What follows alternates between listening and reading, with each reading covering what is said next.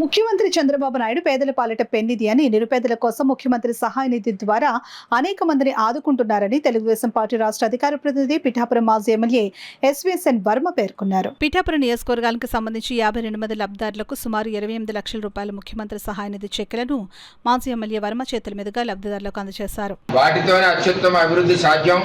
శారీరకంగా మానసికంగా ఆరోగ్యంగా ఉంటేనే ఉల్లాసంగా ఉత్సాహంగా జీవించగలం, కష్టపడగలం, జీవితాన్ని సౌకర్యం చేసుకోగలం.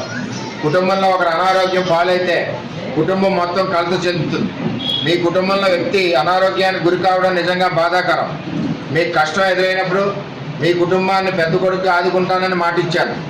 ఆ మాట ఇప్పుడు నిలుపుకుంటున్నా. ఆసుపత్రి ఖర్చుల కోసం నా వంతుగా మీకు ముఖ్యమంత్రి సహాయ నిధి నుంచి ఆర్థిక సహాయం మంజూరు చేస్తుంది. ఈ సహాయం మిమ్మల్ని సత్వరంగా సంపూర్ణ ఆరోగ్యవంతులు చేసి మీ కుటుంబ సభ్యులతో కలిసి ఆనందంగా జీవించేలాగా ఉపయోగపడుతుందని ప్రగాఢంగా విశ్వసిస్తున్నాం. ఇచ్చిన చంద్రబాబుకి, ముఖ్యమంత్రి సహాయ నిధి చెక్కులు ఇచ్చిన చంద్రబాబుకి ఈరోజు ఒకరికి 30,000 వచ్చింది, ఒకరికి 25,000 వచ్చింది, ఒకరికి 50 వచ్చింది, ఒకరికి 70 వచ్చింది, ఒకరికి 60 వచ్చింది, ఒకరికి 1,10,000 వచ్చింది, ఒకరికి 90,000 వచ్చింది, 1,62,000 వచ్చింది.